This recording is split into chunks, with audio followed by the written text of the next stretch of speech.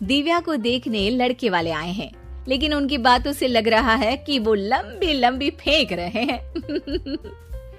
हमारे यहाँ 5 कार हैं, 7 बाइक्स हैं, फिर भी हम बस से आए हैं।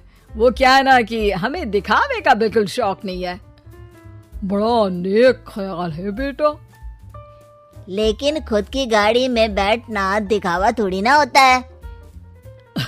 अरे हम दिल्ली से आए हैं, वहाँ पोल्यूशन बहुत है ना, तो हम गाड़ी में नहीं निकलते हैं। हाँ, ये उससे भी बड़ा नेक ख्याल है बेटा। लेकिन अगर आपको पोल्यूशन की इतनी चिंता है तो घर में 5 कार और 7 बाइक क्यों रखी है?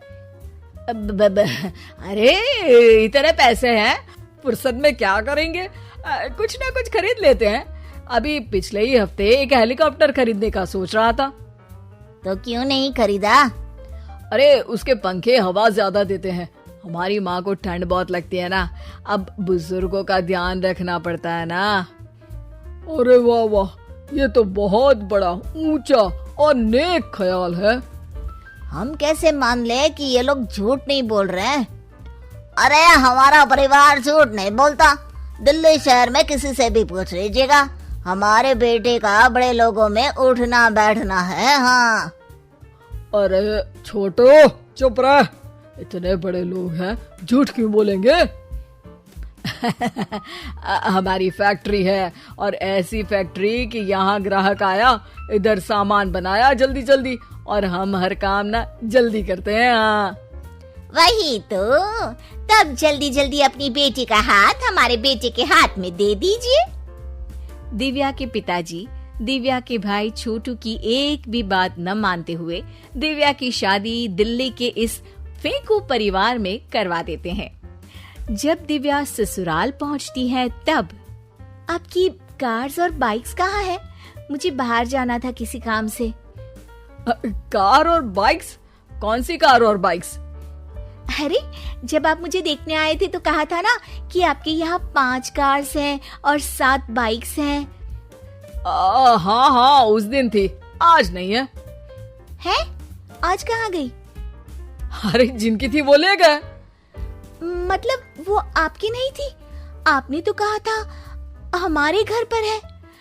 हाँ घर पर थी, बाबूजी का एक पार्ट टाइम काम है कार और बाइक धोने का। उस दिन घर पे 5 कार और 7 बाइक्स थी तो बोल दिया था। अरे झूठ थोड़ी ना बोला है, जैसा था वैसा बोल दिया। और वो हेलीकॉप्टर खरीदने वाली बात, वो झूठ थी क्या? अरे बिल्कुल नहीं, शहर में एक नई कंपनी आई है पंखे की, जिसके पंखे बड़े हैं। कंपनी का नाम हेलीकॉप्टर रखा है। जब लेने गए तो हवा बहुत तेज फेंक रहा था, तो माँ ने बोला ठंडी लगेगी बेटा। वैसे भी दिल्ली में ठंड ज्यादा होती है ना। झूठ कहाँ बोला मैंने, जैसा था वैसा बोल दिया। हे भगवान, और वो फैक्ट्री वाली बात, इधर ग्राहक आया उधर सामान तैयार। अरे वो भी तो बिल्कुल सही है। मेरा ना पानी पूरी का ठेला है, इधर ग्राहक आता है उधर पानी पूरी बना देता हूँ। अरे झूठ कहाँ बोला, जैसा था वैसा बोल दिया। हे राम, मेरे तो कर्म फूट गए। आपने तो कहा था कि आप लोगों का बड़े लोगों में उठना बैठना है। अरे है तो, पहले मैं बहुत बड़े लोगों के यहाँ नौकर था। जब भी कोई गलती करता तो वो मुझसे उठक बैठक लगवा देते। हो गया ना बड़े लोगों में उठना बैठना।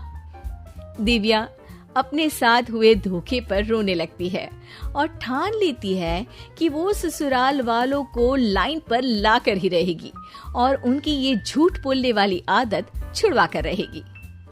आप लोग खाने में क्या लेंगे? करेला खा लूंगा। अरे मुझे तो टिंडे खाने हैं। कद्दू खाऊंगा। अच्छी बात है, खाने की टेबल पर मिलते हैं। शाम को जब सब खाने की टेबल पर मिलते हैं तो सब देखते हैं कि टेबल पर प्लेट्स में एक पूरा और कच्चा कद्दू रखा है, कच्चा करेला रखा है और कच्चे टिंडे भी रखे हैं। बहू, ये सब क्या है? ससुर जी के लिए करेले, आपके लिए टिंडे और श्रवण जी के लिए कद्दू। अरे वो तो दिख रहा है, लेकिन ये पकाया क्यों नहीं है? आप लोगों ने पकाने को तो नहीं कहा था, बस मैंने पूछा था क्या खाएंगे, तो आपने ये कहा था कि करेले, टिंडे और कद्दू खाने वाले हैं। ये क्या मजाक है दिव्या, तुम झूठ बोल रही हो।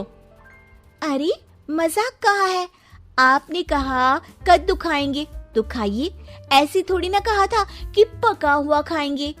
और वो आप क्या कहते हैं, जैसा था वैसा बोल दिया,